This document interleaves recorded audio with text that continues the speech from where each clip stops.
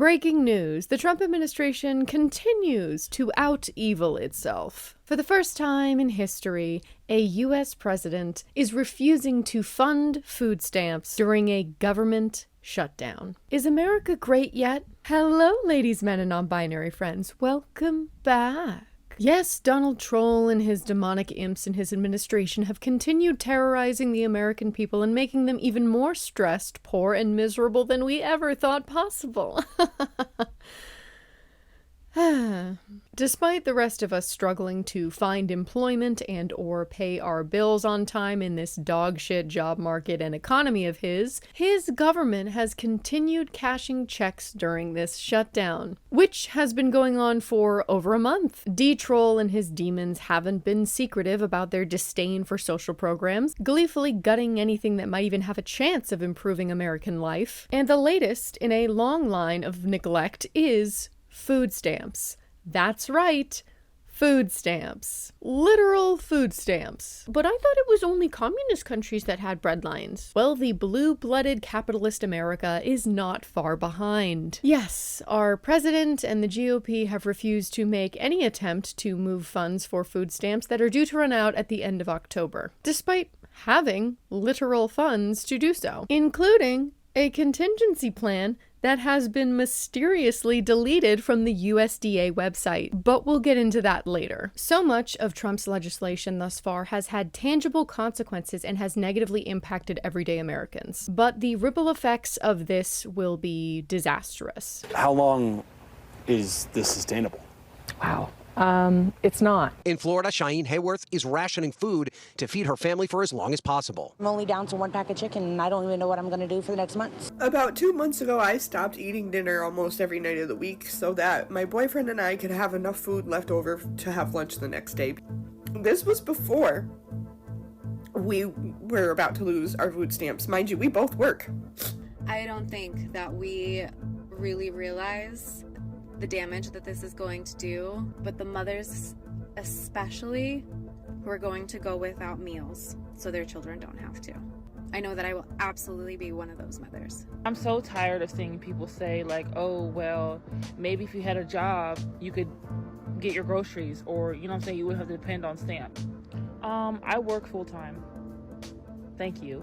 And I do rely on stamps because guess what? It's not enough money in this economy. There are years worth of funding available for the SNAP program, our tax dollars that we have already paid to the federal government to facilitate this program, and the Trump administration deleted this language from the website this morning. They are hiding the fact that not only is there more than enough funding to pay these benefits that we have already paid our tax dollars into, but that there was contingency language to ensure that even in the event of a government shutdown, that SNAP would go uninterrupted. The Trump administration and the Republicans supporting him are using food as a political weapon. They're choosing to force children to go hungry. And this is what politics is. This is what it has always been. Powerful people deciding who gets help and who doesn't. Who gets to live and who gets to die. America has had a habit of dictating that around the world. It's just that many Americans who have never been affected are about to feel it, and it's going to hurt. This is about people's lives and the lives of their children. It's about the health and prosperity and happiness of the American people. All of that is at risk. Even if you can pay all of your bills, this is still going to affect you too. First, let's break down exactly what SNAP is, what it does, and who it serves. SNAP is a federal assistance program for low-income individuals and families to purchase food, also known as food stamps. SNAP is just the current version of food stamps, but they are the same thing. Just to give you a little bit of scope on this, according to 2024 data, an average of 41.7 million Americans benefit from SNAP every single month, which is roughly 12% of the American population. Over 40 million Americans will not have the money they rely on for food this month. Now, SNAP is 100% federally funded, and how this typically works is that Congress appropriates funds that the United States Department of Agriculture, the USDA, administers through the states. They give that money to the states. I want to be very clear. USDA, during this shutdown, has contingency funds that they could release just like us. They are choosing not to. They are choosing not to. And I can paint any damn picture you want for you. They're paying contractors to tear down the East Wing, but they're not putting money into the food bank that they're setting on. And when the White House press secretary said the top priority is the ballroom, we could not disagree more.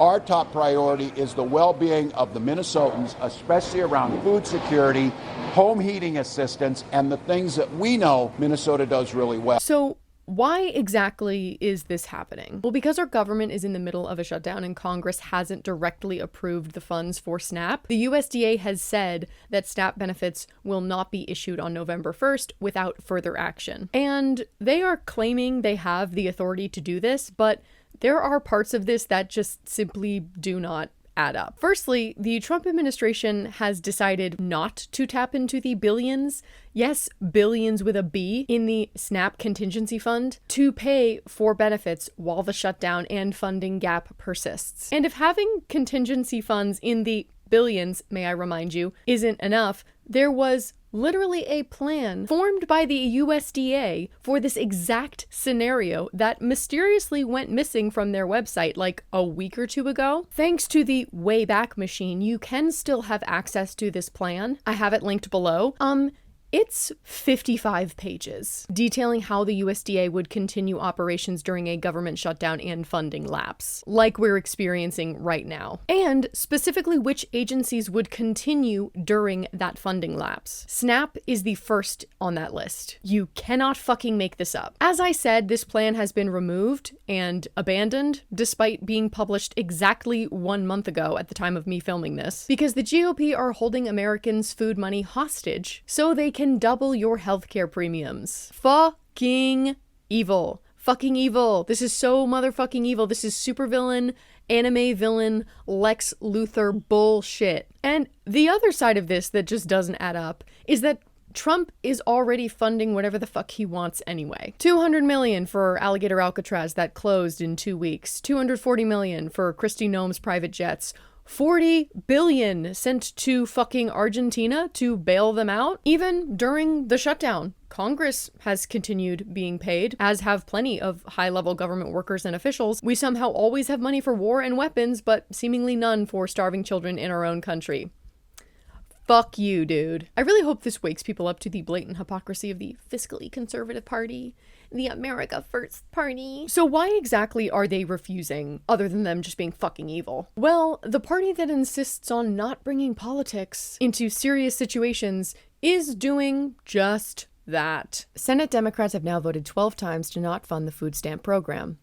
Again, this is not why they voted no. I am one of the first people who will shit talk the Democrats. They voted no because the Republicans want to get rid of healthcare subsidies. Bottom line, the well has run dry. This is also not true. We have talked at length about contingency funds and plans that the USDA is completely disregarding. At this time, there will be no benefits issued November 1st. We are approaching an inflection point for Senate Democrats. They can continue to hold out for healthcare. Oh, okay, so they do admit that it is about healthcare. They can continue to hold out for healthcare for illegal aliens. Oh, there you go. And gender mutilation procedures. Oh, okay, there we go.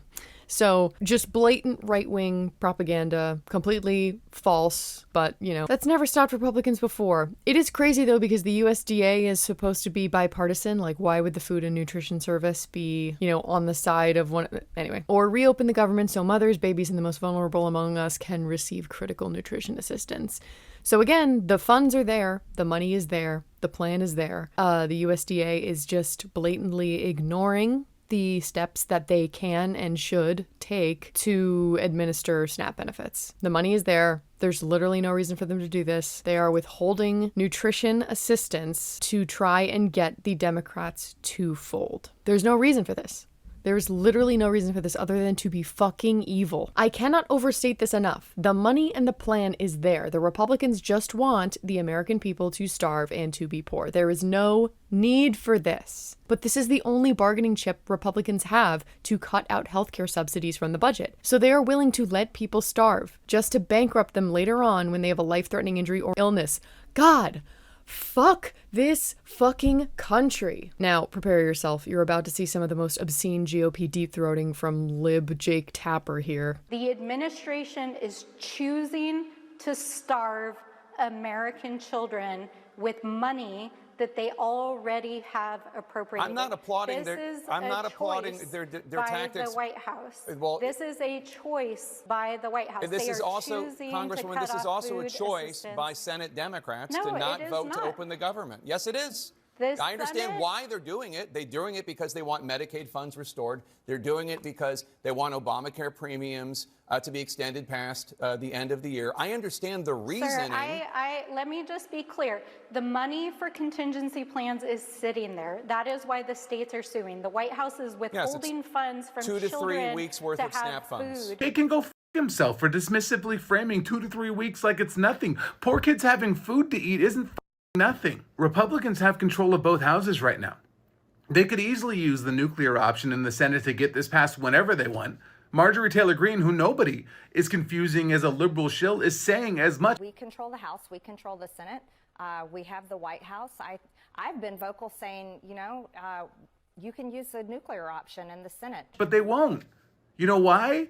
Because then they would be solely responsible for the millions of people who lose their health insurance as a result of it passing. The millions of people who will die as a result. And just as a reminder, the majority of those people, they're Republicans. They're Republican voters. Republicans are threatening to starve children so that they can take away health care from the poorest, most vulnerable people in our society. And you're sitting there acting like Representative Stansbury is being unreasonable for pointing out that the contingency funds exist. This isn't a both sides issue. This isn't Jake's cowardly, well, Democrats need a compromise too bullshit. This is Republicans literally holding millions of Americans hostage and threatening to let them starve and die unless they get their way. The Republicans' eternal victim complex is part of their plan. Nothing can ever be their fault, even though they have all the power. And they can never be wrong, even though the vast majority of Americans are struggling right now because of their Hitlerian policies. They do not care about you, they do not give a fuck, and they will never take accountability. And the administration has taken to this political framing of saying that the funding lapse is the fault of the Democrats. Republicans are also saying that legally they're not allowed to use the contingency fund for SNAP. One, that's never stopped them before, and two, that's not entirely true. This isn't complicated. People need to eat, Oregon Attorney General Dan Rayfield said in a news release Tuesday. If these benefits stop, thousands of Oregonians will be left wondering how to put food on the table. The USDA has the authority and the money to keep SNAP running, and refusing to do so is both illegal and deeply cruel. Now, aside from people pointing out that the contingency funds are literally meant for situations like this when people's lives are at stake, the United States also has a legal obligation to administer SNAP benefits to the American people through the Food and Nutrition Act and through the Administrative Procedure Act. While the federal government funds and sets the monthly amount of SNAP benefits, states are responsible for administering programs in their state. Congress has clearly said that SNAP benefits should continue even during a government shutdown. USDA does not have the authority to say otherwise. USDA's suspension of SNAP benefits is both contrary to law and arbitrary and capricious under the Administrative Procedure Act. The coalition will also be requesting a temporary restraining order later today, asking the court to immediately turn benefits back on. By law, individuals and families who meet SNAP's eligibility requirements are entitled to benefits. Despite this requirement, historically Congress has provided SNAP funding through the annual appropriations process. This approach treats SNAP as what is known as an appropriated entitlement. Under some legal interpretations, SNAP may have a permanent appropriation under the Food and Nutrition Act. That would fund the program during lapses in appropriations. This is a job better suited for the lawyers in the audience. Leisha, my queen, I need you. But there are lawyers making this exact argument in their lawsuits against the USDA. And if that weren't bad enough, the failure to administer these benefits will not only affect our most vulnerable populations, children, seniors, people with disabilities, it will also likely increase crime, as people will have no other choice than to break the law to provide for themselves and their families. We are already seeing people on TikTok saying, "No snitch November," or "If you see someone stealing food this month, no you didn't." Despite what Donald Troll and his administration tell you, crime isn't caused by dangerous illegals. It's caused most often by things like poverty or disenfranchisement or a desperate job market. You know, all the things on the rise right now. And what has Trump conveniently done? Sent out the fucking National Guard to major cities across the country who are foaming at the mouth to arrest and detain anyone who dares get in their way, and could escalate as more Americans get desperate to provide for themselves and their families. This will also lead to the the fucking economy going further into the shitter. You know, the thing those yahoos voted Trump in for? Yeah, turns out that things like SNAP benefits are really good for the economy, because even when things are bad, people are still able to buy shit. Now, with even less money in Americans' pockets, no one is going to be able to buy anything, which will not only affect the people who rely on SNAP, but the rest of us too, including the big daddy corporations. There's always a silver lining. That's right, Big Daddy Walmart is going to take a massive dick up the ass if this goes sideways. As a discount retailer, Walmart benefits the most from SNAP dollars. A Newsweek analysis cautioned that if SNAP payments stop, major retailers could watch a significant drop in consumer spending. Market research from Numerator discovered that Walmart accounts for 24% of total SNAP spending, followed by Kroger, Costco, Amazon, and Sam's Club. With the federal government spending nearly $100 billion each year on SNAP, almost $8.3 billion per month, Walmart could lose almost $2 billion in sales if advantages are not issued in November. But unfortunately, this could affect everyday Americans too, and depending on how long the shutdown continues for, could put further strains on the job market. Often, grocers' staffing and inventory are planned around benefit cycles, so a lapse could lead to reduced employee hours, perishable food losses, and declining sales. Furthermore, when benefits are restored, the resulting surge in demand could strain supply chains nationwide. And as demand decreases, we could also see impact on local farms and smaller grocers that can't afford to lose that business. But it's not all bad. As of filming this, 25 states are suing the Trump administration over withholding emergency funds for SNAP. The states involved in the suit are Arizona, California, Colorado, Connecticut, Delaware, Hawaii, Illinois, Kansas, Kentucky, Maine, Maryland, Massachusetts, Michigan, Minnesota, Nevada, New Jersey, New Mexico, New York, North Carolina, Oregon, Pennsylvania, Rhode Island, Vermont, Washington, and Wisconsin. DC is also a part of this lawsuit as well. How many lawsuits is that against the Trump administration again? I've lost count. A group of attorneys general and governors said in the lawsuit that the administration is legally required to use a contingency fund to pay for continuing benefits. The group has identified a contingency fund of around $5 billion, which would be enough to pay for SNAP for more than half a month. They argue that the administration's decision to cut off food stamp payments, which are provided to roughly 42 million people nationwide, is unlawful and threatens to deprive millions of Americans of essential food benefits that help protect against food insecurity and hunger. Shutting off SNAP benefits will cause deterioration of public health and well-being. Ultimately, the state will bear the costs associated with many of these harms. The loss of SNAP benefits lead to food insecurity, hunger, and malnutrition, which are associated with numerous negative health outcomes in children, such as poor concentration, decreased cognitive function, fatigue, depression, and behavioral problems. And certain states are using their own funds to help close this gap as well. Governor of California, Gavin Newsom, has announced that California will mobilize the California National Guard and volunteers to distribute meals and approved $80 million in state support to bolster food banks and mitigate the impact. Connecticut legislators are planning to use their $1.8 billion surplus to expand emergency aid to food pantries, food banks, and other nonprofit nutrition services. Governor Matt Meyer of Delaware confirmed would be able to issue roughly $20 million in monthly SNAP food benefits. He wrote, "We're a state of neighbors and we'll get through this together." Governor Lou Leon Guerrero of Guam signed a bill on Monday that funds SNAP through November for nearly 30% of Guam's population that receive the benefits. Pacific Daily News reports that the law means that $12.3 million will go to SNAP and $800,000 will go to the USDA's Special Supplemental Nutrition Program for Women, Infants, and Children, or WIC, benefits. Hawaii is setting aside $100 million to help eligible families with housing and utility payments, and the vice president of the Hawaii Food Bank, Marielle Terbio, said that those in need should reach out for assistance. Governor Laura Kelly of Kansas will be holding food drives to benefit Kansasans who have lost employment or welfare benefits during the shutdown. Massachusetts state officials and the United Way are partnering to help raise money to offset the potential lapse in federal food assistance. Governor Tim Walz of Minnesota announced today that $4 million in emergency state funding will go to Minnesota's food shelves as the federal shutdown continues. On October 23rd, Governor Glenn Youngkin of Virginia declared a state of emergency to provide hunger relief as SNAP benefits risk running out. The order allows the state to use emergency funds to support food assistance until federal funding resumes. Youngkin said Tuesday that backfilling the SNAP benefits will cost the state $37.5 million a week from the state surplus. Deposits will be made weekly starting November 3rd. And the one bright side to your government doing absolutely fucking nothing to help you is that we've seen stronger than ever ever the community that can come from dire situations like this. Oh my, yeah, okay. I don't even know where to begin with this one. Every second another donation comes in. It is unlike anything I've ever seen. I legitimately thought we would get like a couple $100s. And so we just put a donation link that's attached to our register up here. And by the end of the night, we were over $10,000. Crazy.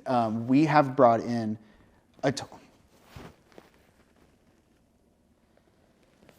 the total's at $86,000. What do you say to that? Yeah. Like, and if I were to show you these donations, these aren't people giving $1,000. This is people giving.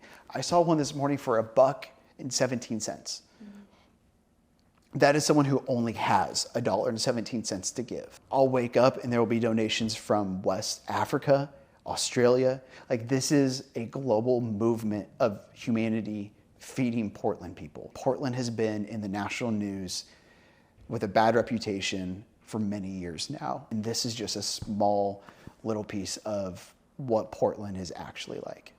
There's this, how should I say this? Societal or like cultural embarrassment maybe that comes with being on a SNAP program. And so we try to remove that all the way. So if you just order the SNAP breakfast, sounds like a regular breakfast menu item. And we ring you up just like a customer, except we press a button that 100% comps that order for you. So it comes with that burrito, it comes with that breakfast, and you are treated just like every other person that comes in here. I'm Devon Fernandez in Southwest Detroit. You know, with only 2 days left before SNAP benefits are cut off for the month of November, community members in Southwest Detroit are coming together to make sure they help feed the community's needs and help them sustain throughout the month. You're just seeing this group right here receiving a shipment of produce, fresh produce and bread that families are going to be lining up to pick up. It's a little, but it's a buffer for many of the folks here across the community.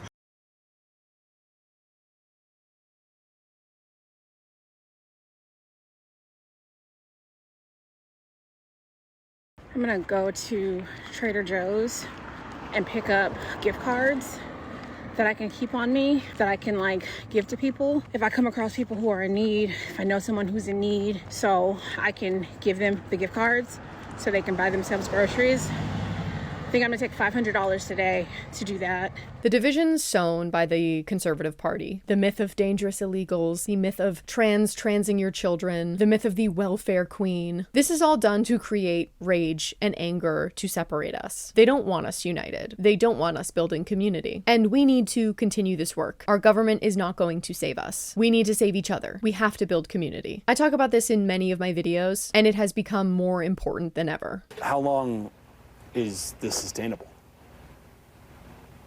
Wow. It's not.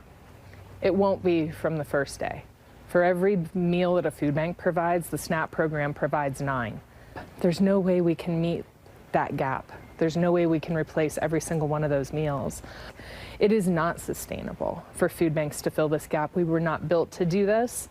We will stand out there and we will do our very best. Now, there are a couple of different scenarios of what happens next. The first is that Congress passes the budget, SNAP benefits resume. I don't really think that's going to be happening because I'm filming this on the 30th of October. The second scenario is that the lawsuit succeeds and the court orders the USDA to tap into contingency funds. The benefits resume, but with some delays and disruptions. The third scenario is that the funding gap continues, benefits halt on November 1st, the states are sent scrambling, and there will be devastating impacts on the American people, as we have discussed. And if that happens, I'm hoping that we will see states try to fill the gap with state funds and food bank efforts, at least for the time being. As Americans, keep your eye out for any court filings, any state-level announcements regarding food banks or food access, and keep an eye out for any local announcements from your local food banks. I will try to keep y'all updated on my posts page as well. And no matter what happens here, there's a few things that you can do. The first is donate to your local food bank. I think this is fairly accessible, and it's the one that can do the most good. The next is donating your time or volunteering at a local food bank. The next is calling any schools in your area to see if you can support their free and reduced lunch program. If your state is not on the list of places that is reallocating funds, give your state reps a call and demand to know what plans they have to support those who will be food insecure in November. You can also do what that coffee shop did if you work at a small business that allows for things like that. And there's so many more. If I think of any more, I will put them in the description below. I know most of us don't have a lot right now, but there will always be people who have less. And if you can help, you should. As always, I have Rwan's GoFundMe listed below. She was supposed to attend university this year, but Israel bombed her home and her school out of existence. If you don't have the funds to donate but would like to support Palestinian families, you can watch my D&D campaign, Westerly Academy, where the ad revenue goes directly to Palestinian families. So by literally watching D&D, you are helping the people of Palestine. Thank you so much for watching. Subscribe if you want to hear more from me. Please take care of yourselves and each other. Bye. Very special thank you to Bagel's dad, Derek, Anonymous, Tiny Axes, and Robin Fellows.